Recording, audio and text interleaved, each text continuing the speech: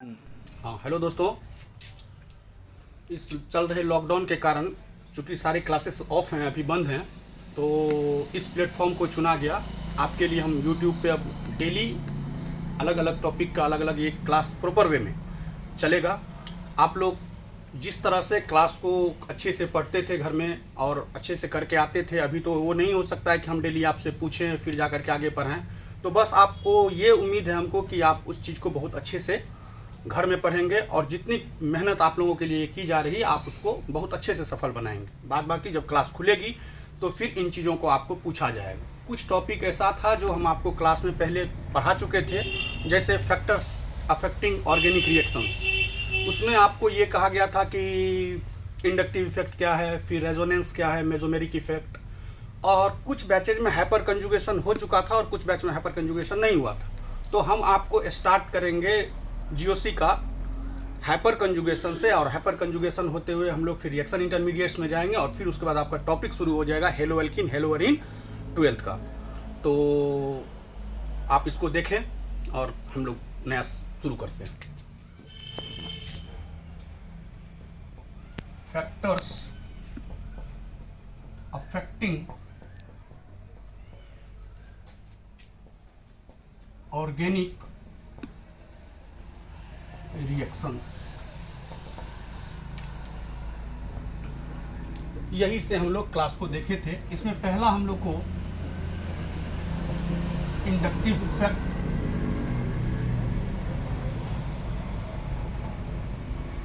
Resonance या mesomeric effect और एक इलेक्ट्रोमेरिक इफेक्ट और लास्ट था एक हाइपर कंजुगेशन। जब क्लासेस प्रॉपर वे में चल रहा था तो आपका ये इंडक्टिव इफेक्ट हो चुका था, रेजोनेंस या मेसोमेरिक इफेक्ट ये भी हो चुका था, कुछ बैचेज में और सभी में इलेक्ट्रोमेरिक इफेक्ट भी हो चुका है, कुछ बैचेज में हाइपर कंजुगेशन हुआ था, कुछ बैचेज में हाइपर कंजुगेशन नहीं हुआ था। तो हम लोग इन तीनों को ऑलरेडी देख चुके हैं। यहाँ से आज हम लोग करेंगे और फिर आगे की चीज़ों को देखते हैं। ठीक है, तो हम लोग सबसे पहले आप देखिए हाइपर कंजुगेशन। डेफिनेशन बहुत मायने नहीं रखता है, लेकिन फिर भी हम लोग डेफिनेशन लिखेंगे। चीज़ें मायने रखती है, इस पे आने वाले क्वेश्चंस मायने रखते हैं और फिर बहुत इंपॉर्टेंट भी है। तो क्या है? It is interaction between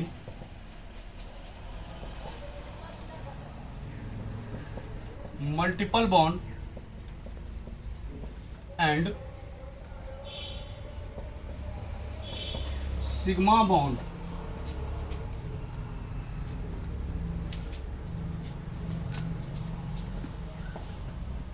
of substituent groups. फिर समझाते हैं, पहले आप लिख लेंगे इसको। It is also called no bond resonance. तो दिखने में अभी आपको लग रहा होगा कि क्या इंटरेक्शन है। अभी हम लोग देखेंगे कैसे एक मल्टीपल बॉन्ड के इलेक्ट्रॉन और फिर किसी सब्स्टिट्यूएंट ग्रुप का सिग्मा बॉन्ड एक दूसरे से इंटरेक्शन करता है और क्यों इसको कहते हैं नो बॉन्ड रेजोनेंस। कुछ एग्जांपल लेते हैं हम लोग।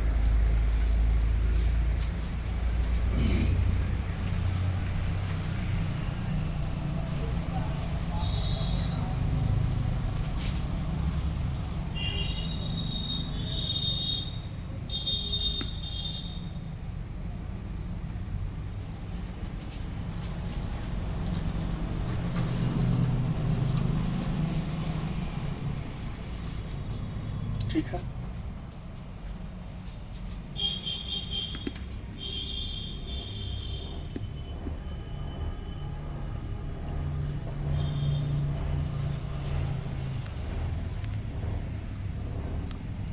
देखो दोस्तों, अब ये मल्टीपल बॉन्ड है, एक सिग्मा होगा, एक पाई है, ये आप जानते हैं। डबल बॉन्डेड कार्बन से डायरेक्टली जुड़े हुए कार्बन को हम लोग सब्स्टिट्यूएंट कह लेते हैं। अब जैसे एक सब्स्टिट्यूएंट कार्बन है और इसके ये 3 अलग अलग सिग्मा बॉन्ड, अगर ऐसा हो कि ये बॉन्ड टूटे और फिर यहाँ आए, तो हम लोग जानते हैं कार्बन की वैलेंसी 4 होती है और 4 कार्बन के कारण यहाँ पे 1 2 3 और ये हाइड्रोजन का 4 बॉन्ड पहले से बना हुआ है, 5वां आ रहा है तो ये बॉन्ड शिफ्ट कर करके यहाँ चला है। तो हम लोग को स्ट्रक्चर क्या मिल रहा है कि ये बॉन्ड तो बने हुए हैं, अब यहाँ शिफ्टिंग के कारण एक डबल बॉन्ड क्रिएट होगा और यहाँ से चूंकि बॉन्ड हट चुका है तो इस पर एक नेगेटिव चार्ज है, तो फिर ये हाइड्रोजन क्या हुआ, हाइड्रोजन अब बॉन्ड नहीं है और बॉन्ड नहीं होने के कारण इस पर एक पॉजिटिव चार्ज क्रिएट होगा। अब ये हाइड्रोजन फ्री नहीं, ये क्या है कि फिर से अगर ये बैक होगा तो फिर से आकर के यहाँ पे ये जुड़ जाएंगे हाइड्रोजन उस बॉन्ड से। इस तरह से अगर हम लोग देखें कि ये कार्बन एक सब्स्टिट्यूएंट कार्बन है तो इस पे एक नहीं 3 सिग्मा बॉन्ड है। इस तरह से दूसरा स्ट्रक्चर हम लोग ये कर सकते हैं कि अगर इस बार इस बॉन्ड को नहीं, इस बॉन्ड की शिफ्टिंग कराई जाए यहाँ पे, तो H, अब ये बॉन्ड तो है नहीं, ये दोनों बॉन्ड पहले की तरह जुड़े रहे होंगे और यहाँ से बॉन्ड हट चुका है इसलिए इस पर एक पॉजिटिव चार्ज क्रिएट होगा। फिर यहाँ पे शिफ्टिंग के कारण एक डबल बॉन्ड आएगा और फिर CH2 माइनस। इस तरह से इसका शिफ्टिंग हम लोग देख चुके हैं, इसका शिफ्टिंग देख चुके हैं, लेकिन एक सिग्मा बॉन्ड तो यहाँ पे और है। अगर ये शिफ्ट करके यहाँ जाए तो तीसरा स्ट्रक्चर हम लोग को ये आता है कि ये बॉन्ड जुड़े हुए हैं इस कार्बन से, लेकिन अब यहाँ का हाइड्रोजन हट चुका है इसलिए यहाँ पे H+ क्रिएट होगा और डबल बॉन्ड यहाँ के शिफ्टिंग के कारण यहाँ पे फिर से जनरेट आएगा और CH2 माइनस। तो इस तरह से हम लोग देख क्या रहे हैं, एक इंटरेक्शन है इस सब्स्टिट्यूएंट कार्बन के इस तीनों सिग्मा बॉन्ड में और यहाँ पे मल्टीपल बॉन्ड में। एक के शिफ्टिंग के कारण दूसरा खुद ब खुद शिफ्ट हो रहा है, इसी शिफ्टिंग को हम लोग कहते हैं मल्टीपल बॉन्ड और सब्स्टिट्यूएंट के सिग्मा ग्रुप के बीच का जो इंटरेक्शन है इसी को हम लोग हाइपर कंजुगेशन कहते हैं। नो बॉन्ड रेजोनेंस क्यों कहते हैं कि ये दिख रहा है कि शिफ्ट, हम लोग रेजोनेंस से पहले देखे थे, इसी तरह की शिफ्टिंग होती है। लेकिन यहाँ पे क्या होता है कि जैसे हम लोग सिग्मा बॉन्ड शिफ्ट कराते हैं तो हम लोग देख क्या रहे हैं कि वहाँ से बॉन्ड हट जाता है और हट जाने के कारण हम लोग इसको नो बॉन्ड रेजोनेंस कहते हैं। हमको लगता है यहाँ तक समझ में आ गया होगा आप लोग को। आप इसको लिखिए फिर हम लोग आगे बढ़ रहे हैं।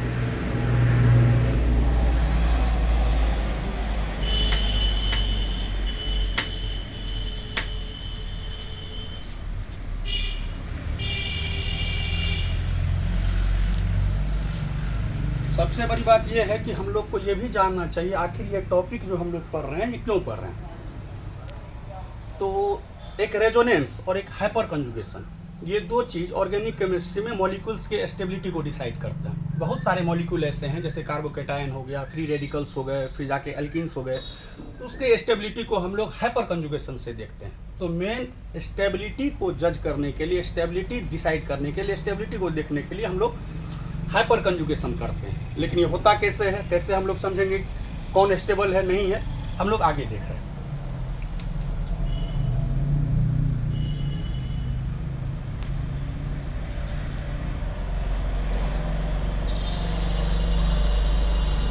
Hyper conjugation takes place by alpha hydrogen.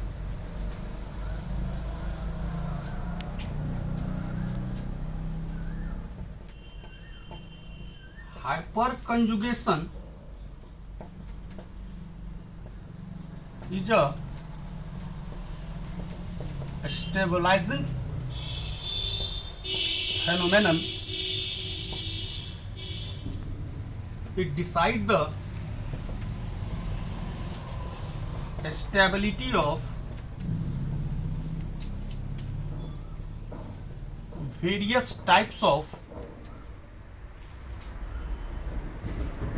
molecules.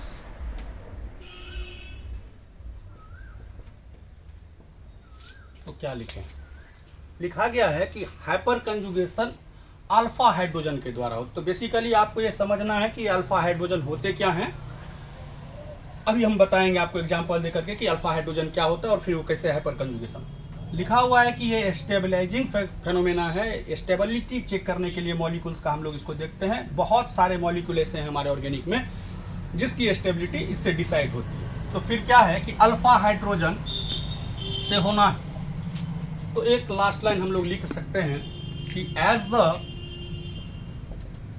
Number of alpha hydrogen increases, extent of hyperconjugation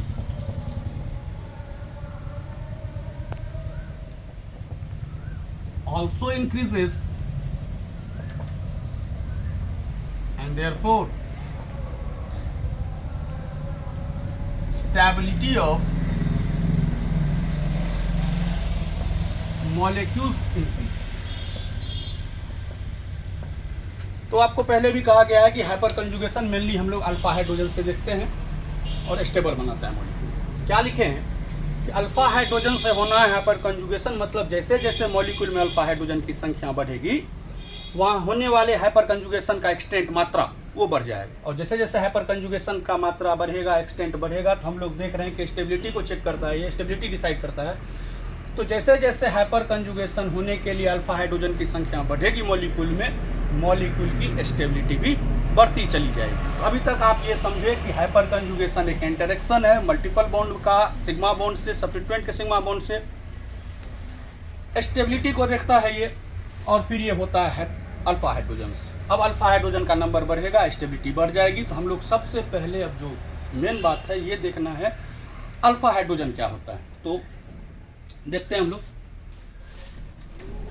कुछ स्पेसीज लेंगे और फिर उसमें देखेंगे कि अल्फा क्या है, अल्फा किसको कहते हैं।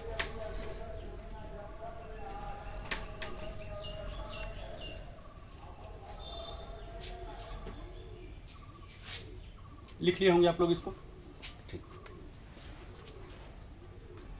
ये स्पीसीज है और ये अल्फा है।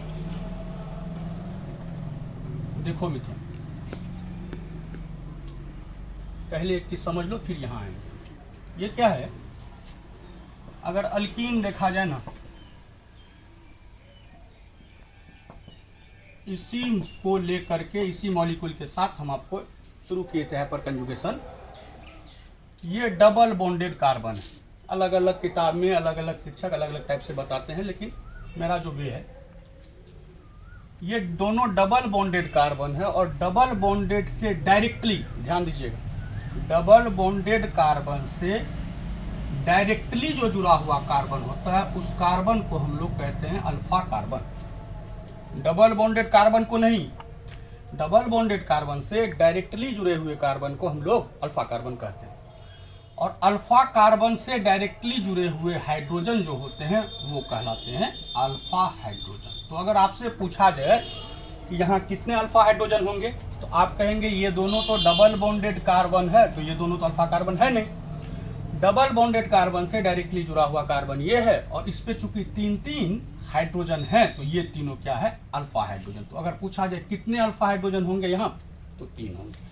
ये तो हो गई अल्कीन की बातें। ऐसी बहुत सारी, डबल बॉन्डेड है इसलिए अल्कीन है। ऐसे बहुत सारे मॉलिक्यूल है जिसको हम लोग अब इसमें देखेंगे कि किसको हम लोग अल्फा कह सकते हैं, किसको नहीं कह सकते हैं। तो आपको बेसिकली ये समझना है, डबल बॉन्डेड कार्बन से जुड़ा हुआ कार्बन सब्स्टिट्यूएंट होता है और इसी को हम लोग अल्फा कार्बन कहते हैं, और इससे जुड़े हुए हाइड्रोजन को अल्फा हाइड्रोजन। आगे बढ़ते हैं, लिख लीजिए।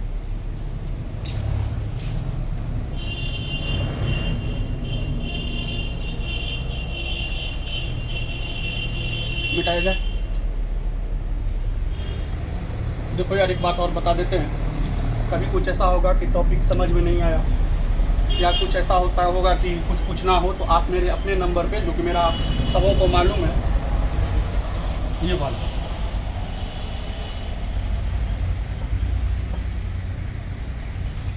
मेरा अपना ये खुद का नंबर है। बहुत सारे बच्चों को तो सेव किया होगा, जिनके पास नहीं रहे इसलिए दे दिया गया है। आप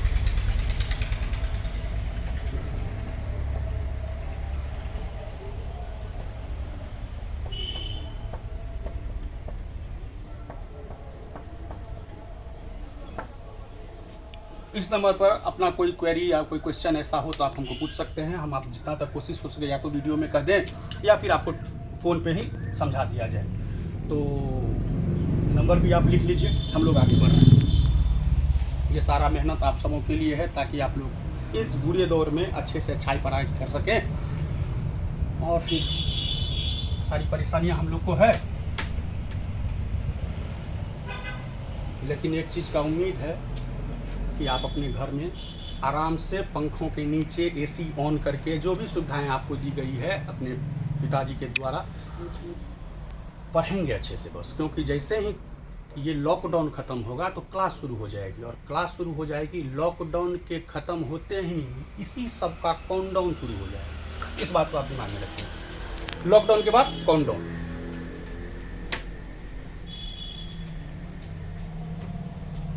तो चलो, अगर पूछा जाए ये क्या है तो सब जानते हो यार, C2H4